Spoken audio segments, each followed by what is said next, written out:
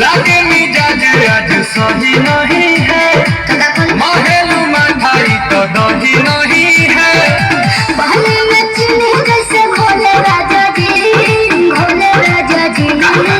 पहले में चीनी जैसे घोले राजा जी, घोले राजा जी। कमरिया गोले गोले, कमरिया गोले गोले, कमरिया गोले गोले गोले गोले डोले राजा जी। कमरिया गोले गोले गोले गोले डोले राजा जी। कमरिया गोले गोले गोले गोले डोले रानी जी, कमरिया गोले गोले गोले गोले डोले रानी जी।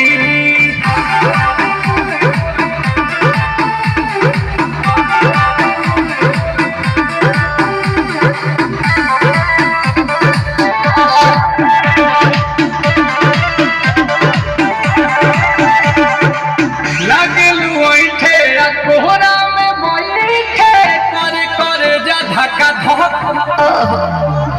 कहेलू झूठे की जाला ना उठे, होखेला हमारा कसम।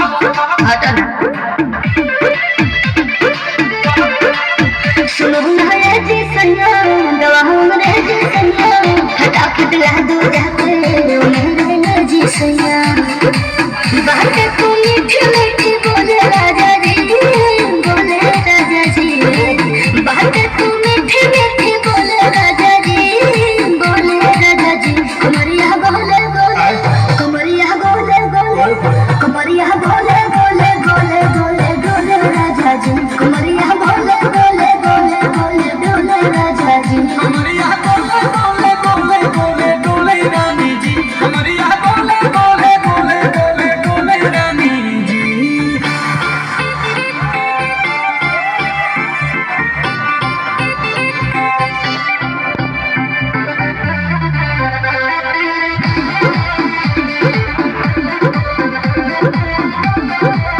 एहो हसीना इशारों के बिना, सीना से जलवा के शॉट होला ए रानी गरम जवानी, पानी पिए लुगाटा कहट।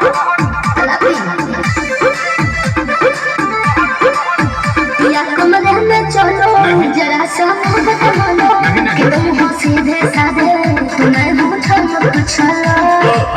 आओ बाबा तो होले होले राजा जी, होले राजा जी। आओ बाबा तो होले होले राजा जी, होले राजा जी। कमरिया बोले बोले, कमरिया बोले बोले, कमरिया बोले बोले बोले बोले बोले राजा जी। कमरिया बोले बोले